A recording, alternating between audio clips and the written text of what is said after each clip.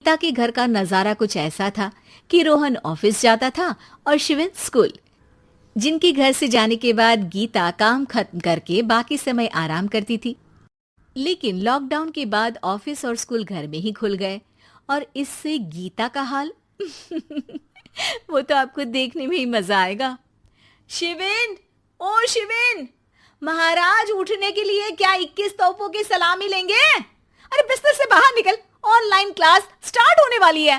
अरे तुम भी हद करती हो, स्पीकर की तरह चिल्लाने की क्या जरूरत है? दिख नहीं रहा मेरी कॉन्फ्रेंस चल रही है। अब कैमरा और स्पीकर ऑन कर रहा हूं, मुझे कोई शोर नहीं चाहिए। इस पर जैसे ही रोहन लैपटॉप का कैमरा और स्पीकर ऑन करता है तभी कुकर की सीटी बजती है। करा लो अब इसे चुप। लॉकडाउन नहीं हुआ, मेरी मौत का फरमान जारी हो गया। दोनों बाप बेटे ने नाक में दम किया हुआ है। ऐसा बोलकर गीता वहां से शिविन के कमरे में पहुंच जाती है, जहां शिविन अभी भी सो रहा होता है। ओ आलसी, अब अगर 5 मिनट में नहीं उठाना तो आज तेरा गेम और यूट्यूब कैंसिल। माँ की बात सुनकर शिविन बिना 1 मिनट गंवाए उठ खड़ा होता है। उठ गया, अभी नहाकर भी आता हूँ। ये नाटक कहीं और, मुंह पर गीला कपड़ा मार और पढ़ने बैठ। शिविन की ऑनलाइन क्लास स्टार्ट हो जाती है, जिस पर गीता उसे वहां बिठाकर रसोई में चली जाती है। थोड़ी देर में उसे कमरे से कुछ आवाज सुनाई देती है, जिसे सुनकर वो कमरे में वापस आती है। हाय राम, तुझे क्लास अटेंड करने के लिए बोला था, कैमरा ऑफ करके बिस्तर पर नाचने के लिए नहीं बोला था। मम्मी मुझे कुछ समझ नहीं आ रहा, आप बाद में पढ़ा देना ना, वैसे भी अटेंडेंस तो लगी गई है। हाँ हाँ बेटा, जरूर बन जा। तू अभी से हम सबका बाप बन जा। अरे नहीं मतलब कहाँ से लाते हो इतना दिमाग, और पढ़ाई करते हुए ये चला कहाँ जाता है? नाइस क्वेश्चन, दिमाग से पूछकर बता दूंगा। शिविन की बातों से परेशान होकर गीता उसे मारने के लिए जैसे ही आगे बढ़ती है तभी वो कमरे से बाहर भाग जाता है। अब शिविन आगे आगे और गीता हाथ में चप्पल पकड़े उसके पीछे पीछे पूरे घर में दोनों घूम रहे होते हैं। इसी बीच वो रोहन के पास पहुंच जाता है और शिविन को मारने वाली चप्पल रोहन के लैपटॉप पर जाकर गिरती है। ओए माँ! मम्मी, अब पापा को चप्पल मार रही हो? वो आज तक के रिपोर्टर, चुपचाप जाकर क्लास अटेंड कर ले, नहीं तो अगली तेरे पीछे लगेगी।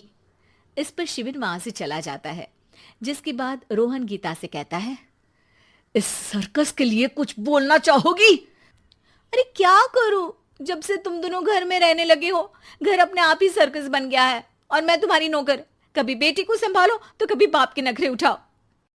इन्हीं सब उथल पुथल में दिन बीतते रहते हैं, जिसमें हर रोज घर के अंदर कुछ नया सियप्पा खड़ा मिलता है, जो ज्यादातर शिविन और रोहन के ऑनलाइन स्कूल और ऑफिस से रिलेटेड ही होता है।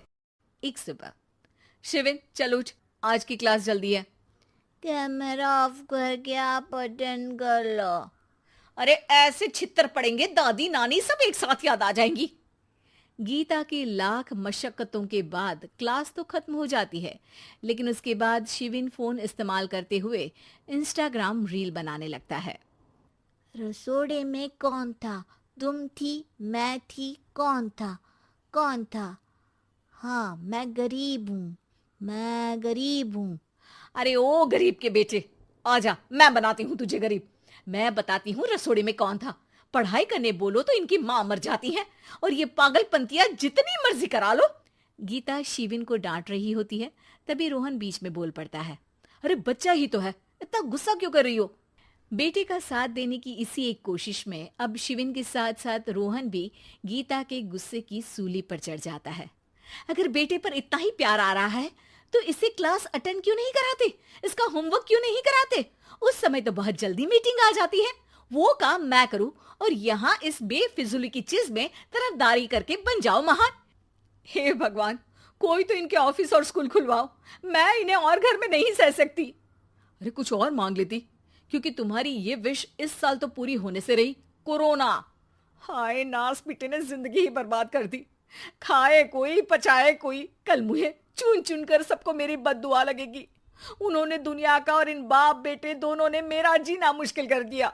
गीता वहां से चली जाती है, जिसके बाद रोहन शिविन से कहता है, अरे तुम्हारी मम्मी इतनी भड़की हुई क्यों है? आपकी वजह से पूरा समय घर में रहते हो और उस पर कोई काम कराने की जगह बस ऑर्डर देते रहते हो। अच्छा बेटे, सारा इल्जाम मुझ पर, पूरा दिन तो वो तुम पर ही चिल्लाती है। हाँ, मतलब दोनों का 50-50 है, कुछ करना पड़ेगा।